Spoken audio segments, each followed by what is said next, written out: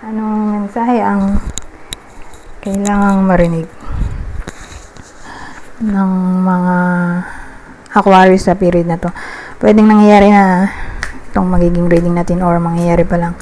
Kung hindi man para sa inyo itong magiging reading natin, di baka para sa someone na malapit sa inyo o sa someone na kakilala niyo mismo.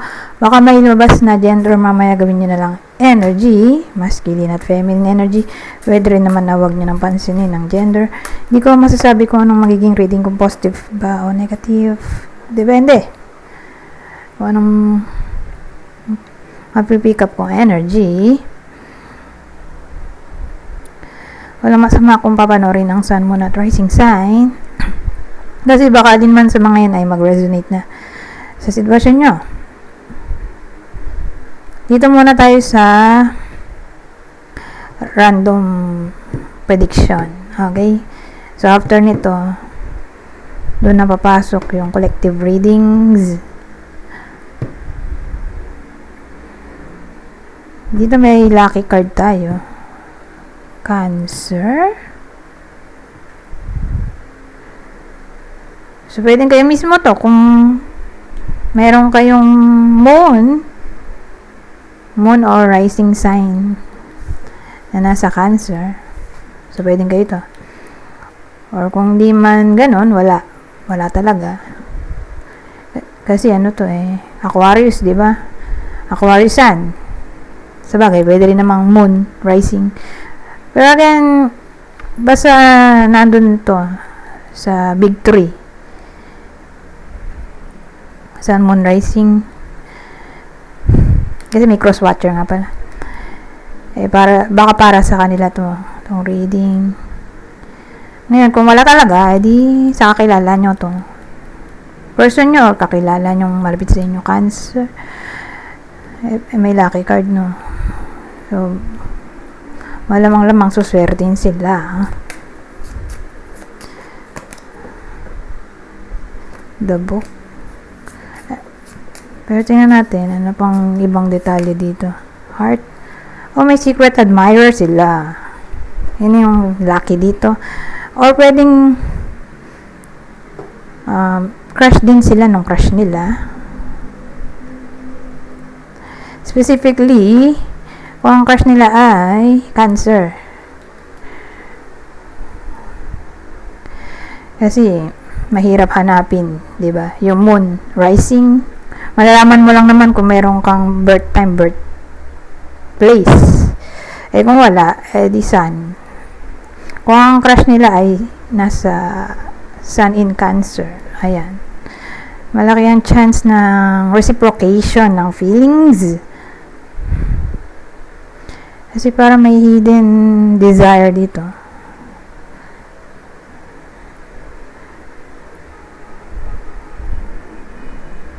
Ganun dating dito. Or, let's say,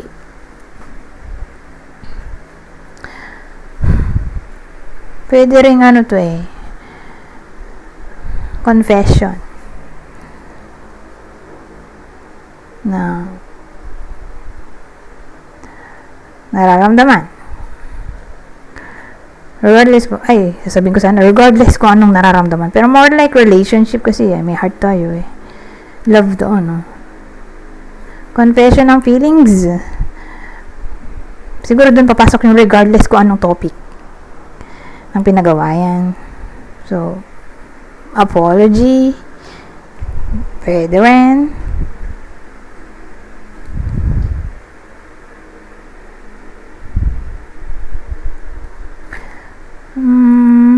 Kasi may forgiveness doon Charity rin pala to. Heart charity. Pwede rin to.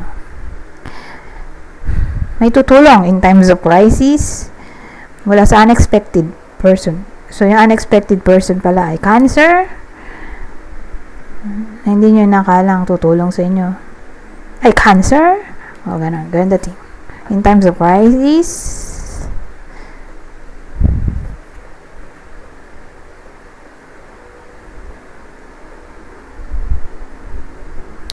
Ayan.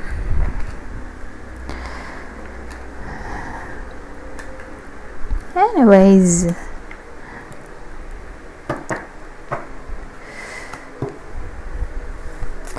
pwede rin ano to,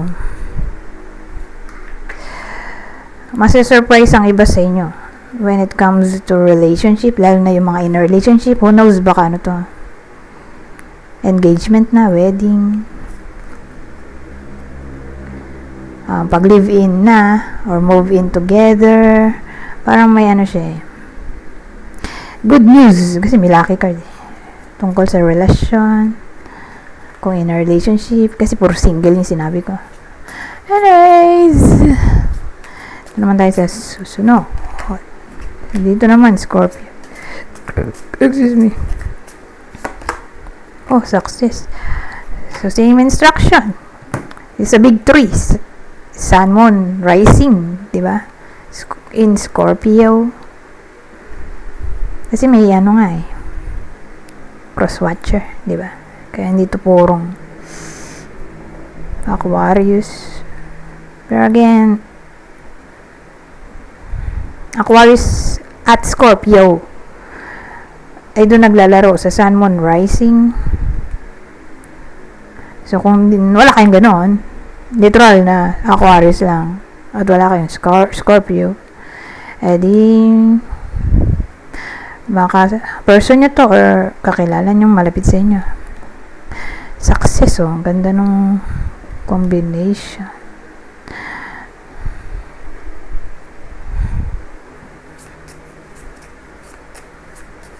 Pero dagdagan pa natin. Kaya yun. Anong klaseng success ba ito? More like paggaling mula sa karamdaman, parang milagro. Gumaling pa yung may sakit. Ganun dating. Or, kundi man literally, mawawala. Sabihin natin may chance pang makauwi sa bahay. Kasi, may case na tawag dito, masyadong complicated yung case, hindi na makauwi.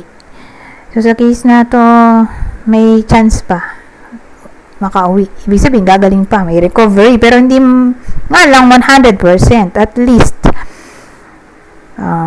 may chance na makauwi kaysa andun sa hospital, di ba? Kapag nasa hospital ka, laki ng bill habang naka-stay ka doon, umiikot ang bill.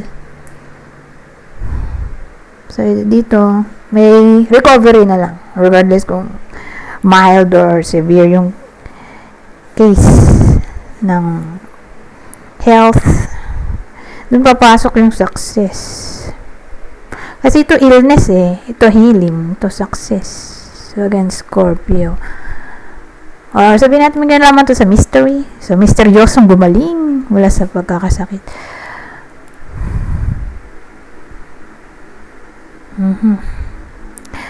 So tingnan pa natin ano pang mabubuo dito. So kung di man to literally, ayun nga, nagkasakit physically, baka mental health yung problema dito, like depression, anxiety, trauma. So ang dating sa ma-overcome, may chance na ma-overcome yun, yung mga yun.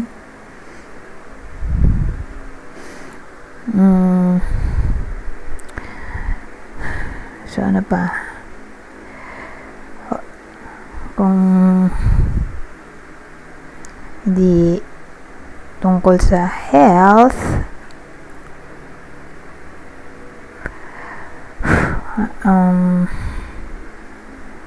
reconnection.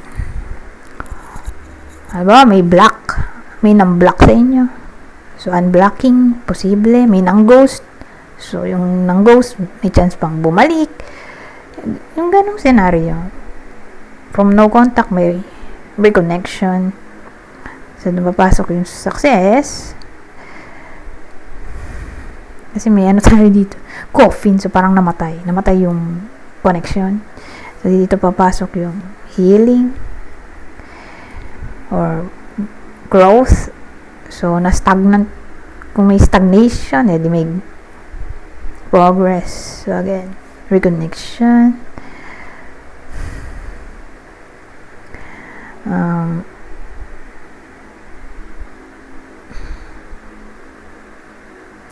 So, for some reason, may na-cancel, na-delay, na something, or nagka-problema na lang siguro.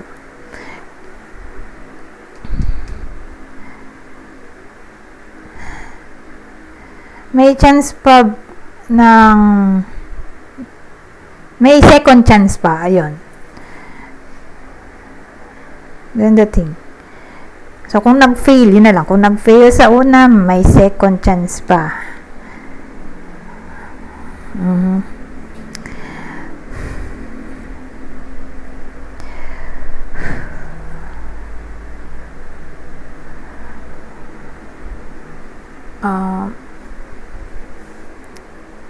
Let's say, minalas na lang.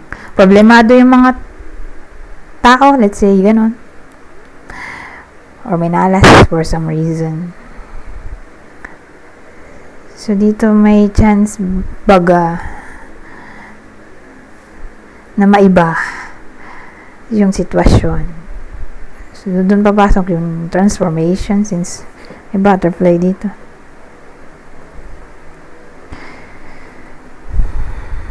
Ayan. So, good change ay posible. Ilang minuto na ba to? 12 minutes. Doon na tayo sa ano. Collective reading.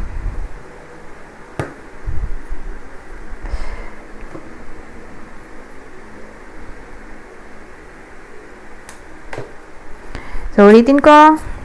Pwedeng mag-resonate sa inyo itong reading. Pwede rin hindi. Kung hindi man para sa inyo yung reading, di baka para sa someone na malapit sa inyo, kakilala o idol.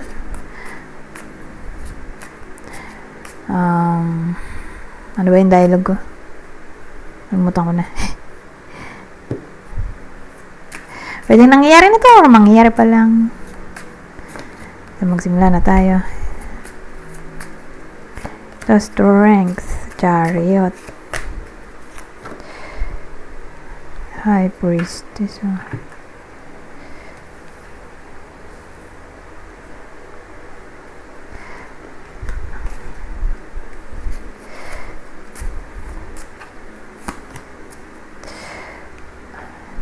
Nasa ibang table nga pala ako ngayon. So, masyadong mataas yung table.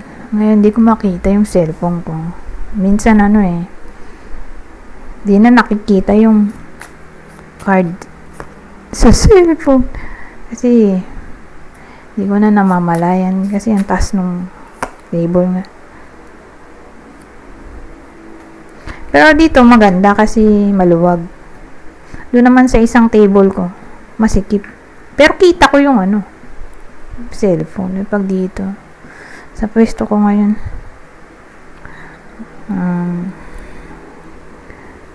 mataas yung table. Maluwag pero mataas yung table. Ang hirap tumingin sa cellphone. So, okay, magsimula na tayo. Meron ditong Strength card. Strength card, Chariot, High Priestess, Sun, Club. Ay, Club. Whip to. Snake, ano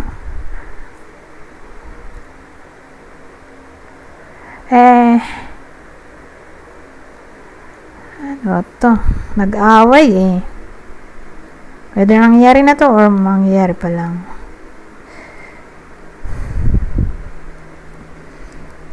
May pinagawa yan. May something na na-reveal. Ano yung na-reveal? All about deception. Pero maganda kung dagdagan ko pa isa.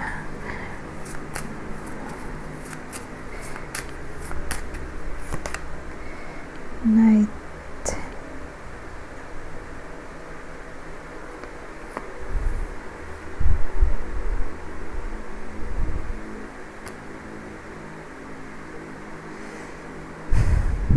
Kasi either may nakarating na balita sa iba sa inyo na ikinagulat or hindi nyo nagustuhan ba? So again, whether nangyayari na to, mangyayari pa lang, pero ganon. May balitang paparating. More like shocking news. At ano yung news? All about dishonesty. Ngayon, isip ko, relasyon ba to? Anong klaseng topic ba to? Ito, moving cards naman to. Wala makuha ang idea. Ship Knight.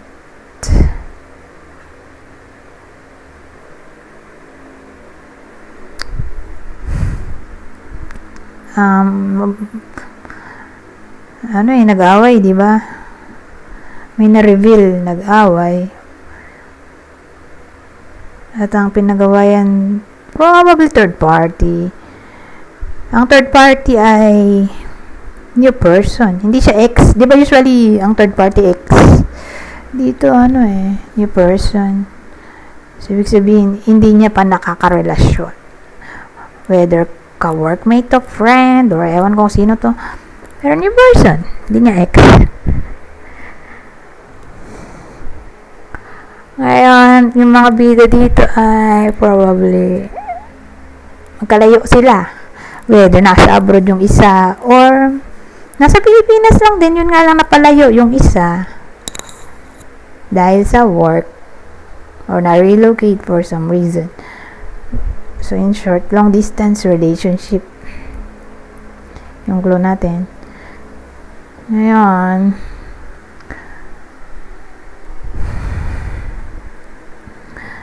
dito naman tayo. Strength, Chariot, High Priestess. Hindi pala kita Late ng space natin. So, dito, Strength, Chariot, High Priestess.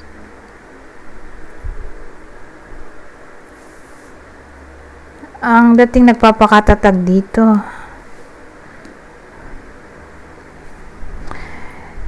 so more like yung nagpapakatatag ay syempre yung bida natin, siya yung nasaktan. Alam naman kumampi pa tayo dun sa sa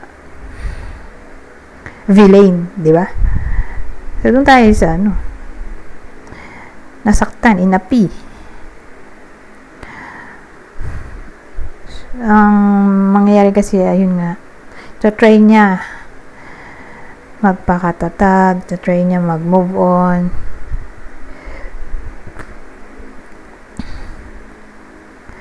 Ngayon,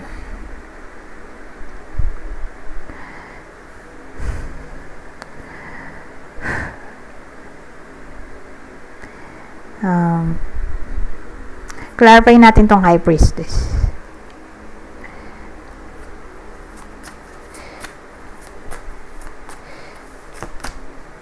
The Sun, Sun. Pero magkaiba sila. Ito kasi Lenormand dito. Tarot.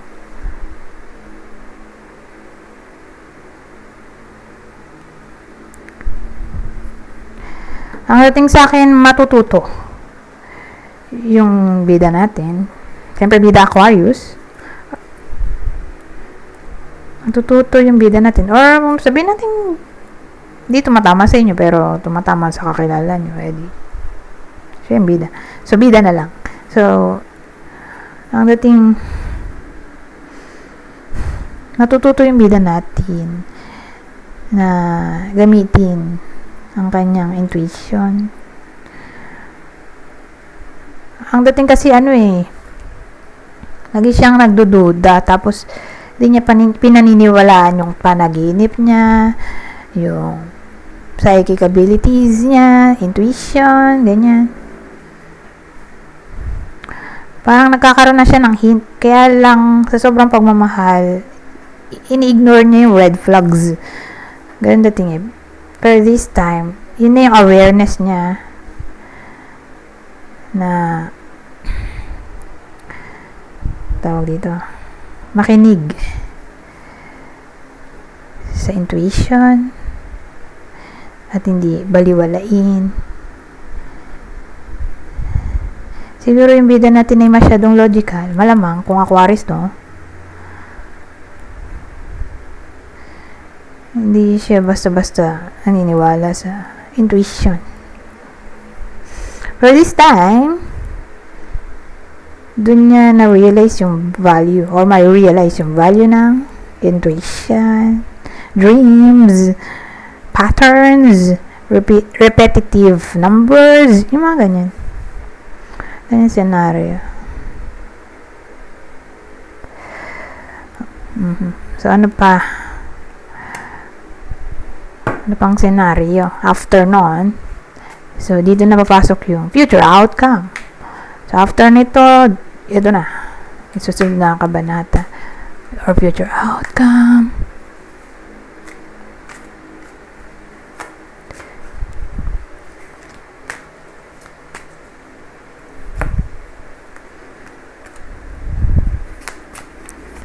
Ito, precious friends. Bato 6, di the lovers to. Di ba?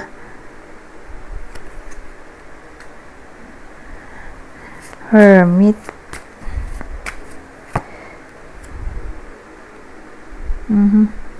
Nine of Swords yung dulo.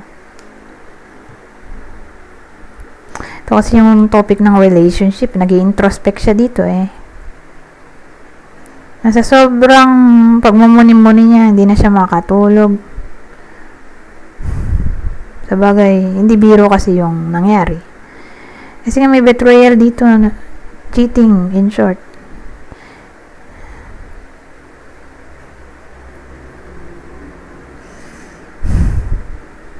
Kaya try naman niya magpaka-positibo. Kaya lang kasi, syempre, kung ganyan fresh na fresh pa, diba?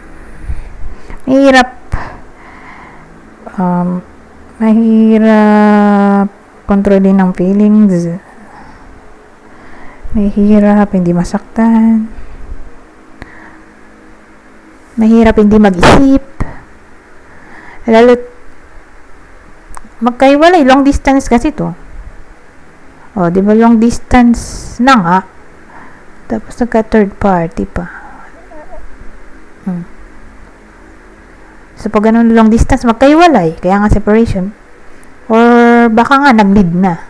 Or magli-lead pa lang. Pero malaki chance ng ano to. Cool off or separation. Kasi lumabas yung clubs eh. Pag kasi nandyan yung clubs o whip. Ano yan, arguments, disagreements. So, yun nga. Pwedeng mag-lead sa cool off. Or diretso, separation na talaga. Kaya hindi siya makatulog dito. Hindi makatulog yung bida. Lagi nagmumuni. So again, ito yung iniisip niya. Lagi nagmumuni dito sa topic ng tinakbo ng relasyon niya.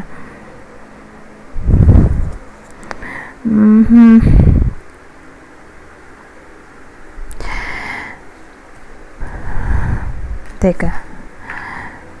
Dito naman tayo sa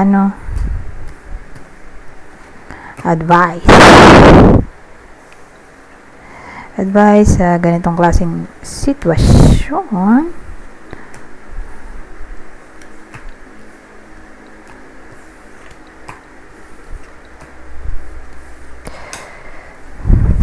Pero kung third party situation to, more like lalaki yung nag-cheat. Pero tingnan din natin dun sa clue na lalabas mamaya. Baka lalaki, baka babae. Pero dito sa meron akong clue ngayon, yung available na clue, more like lalaki yung nag-cheat. Pero mamaya titingnan din natin dun sa clue. So ito yung advice. General advice or prediction sa period na to. Kunin nyo lang yung clue or advice. Kunin nyo lang yung advice or prediction. Nasa tingin nyo ay fit sa sitwasyon nyo. So, basahin ko na lang para mabilis. Madali lang na maintindihan dahil basic English lang to. Sabi dito, take time out and the answer will come.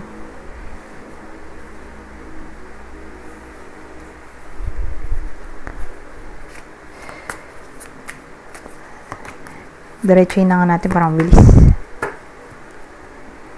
Ito.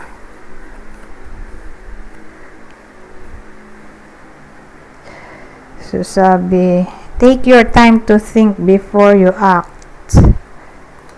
At ang uli.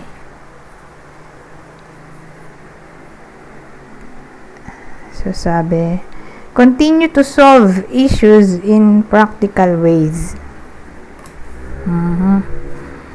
Ngayon, dito naman tayo sa possible zodiac sign ng partner, ng bida sa reading na to.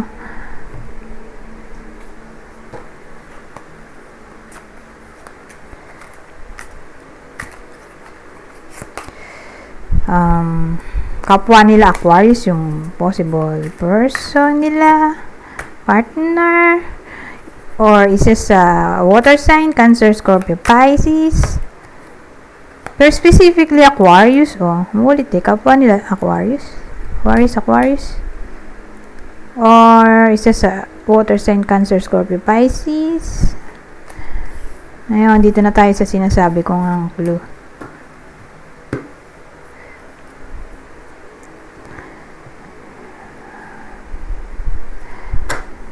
Kuha tayo ng 8. Usually, 4 lang eh. For this time, gawin natin 8. Yung clue natin, kung di man tumama sa inyo, di baka tumama dun sa person nyo, kakilala o idol, kunin nyo lang yung clue na sa tingin nyo ay fit sa sitwasyon nyo. Green eyes. So, kung dito inborn, na green eyes, baka contact lens. May someone na nagko-contact lens ng green, or baka foreigner yung partner, or nasa abroad.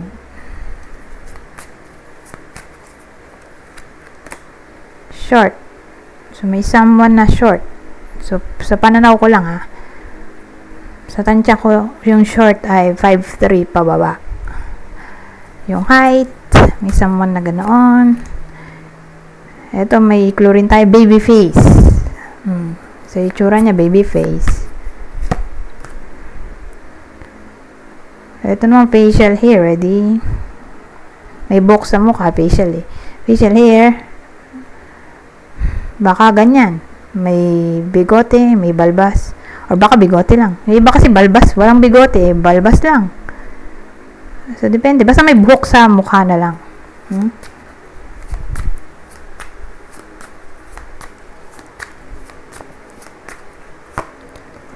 Ito, kulot ang buhok. O baka nagpapakulot ng buhok. Kung di inborn, di nagpapakulot ng buhok. O, European. May someone na nasa Europe. Kaya pala green eyes to. So, again, kunin nyo lang yung clue na sa tingin nyo ay fit sa sitwasyon nyo. So, may someone na nasa Europe, or kung foreigner, European. So, regardless kung anong nationality, pero malaki ang chance na European.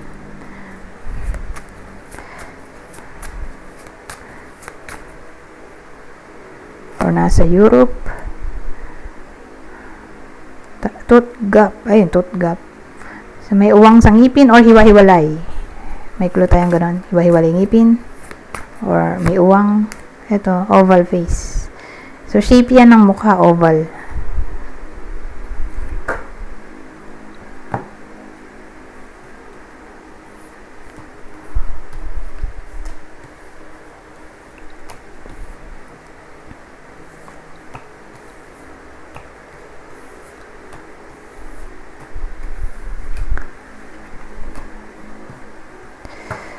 Ngayon, dito naman tayo sa general prediction or advice.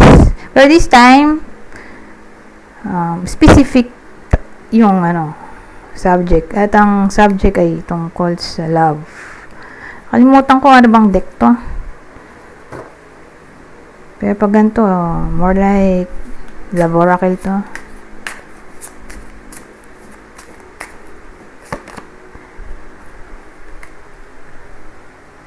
kukuha ko ng ilan ba? 10. Bihira lang mangyari to, 10 yung kukunin ko. Pero game na. Unexpected connection. Opposites attract. So again, kunin nyo lang yung clue na sa tingin nyo, or kunin nyo lang yung clue or message na sa tingin nyo ay fit sa sitwasyon nyo. Babasahin ko na lang para mabilis. Madali lang na maintindihin dahil basic English lang. Teka, hiwalayin ko para di ako malito. Kasi 10 eh. 10 ang kukunin ko. So, sa case na to, sabi, bonding. As you get to know each other, you discover many things in common.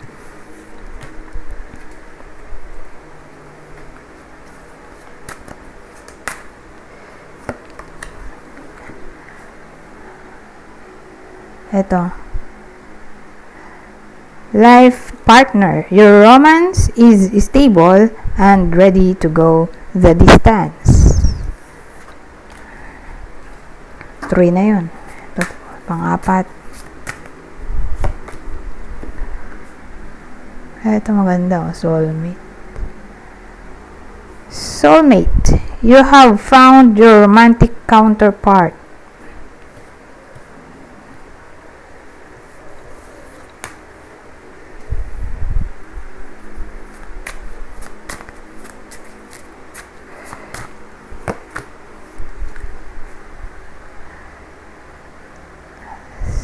Dito naman, natural evolution. Let the situation unfold naturally. So, ilan na? 5. 2, 4, 5. Ito, 5 na to.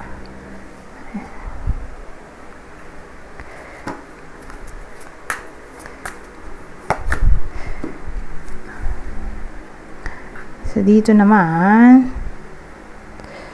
sabi, burning desire. Flames of passion ignite. 6th na, no? Ito, 7th.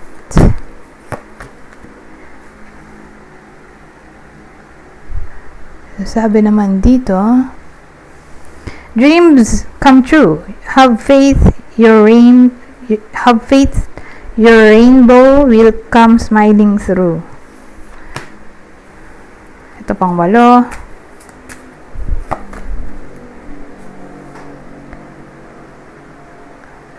Sabi naman dito, forever young, a song of youthful playfulness.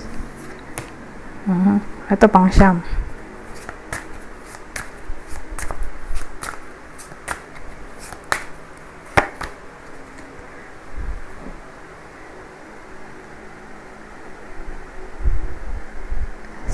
Ito naman, real feelings. You share true romantic feelings worth exploring. So, pang 9 na. At ang huli,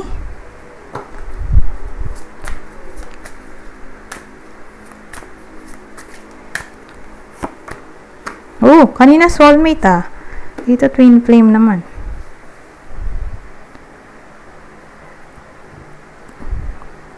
So, bahala na kayo kung saan nyo trip. Soulmate ba o twin flame or both. Sabi dito, twin flame recognition. You know this soul that mirrors your own. Anyways, hanggang dito na lang. Goodbye. For now.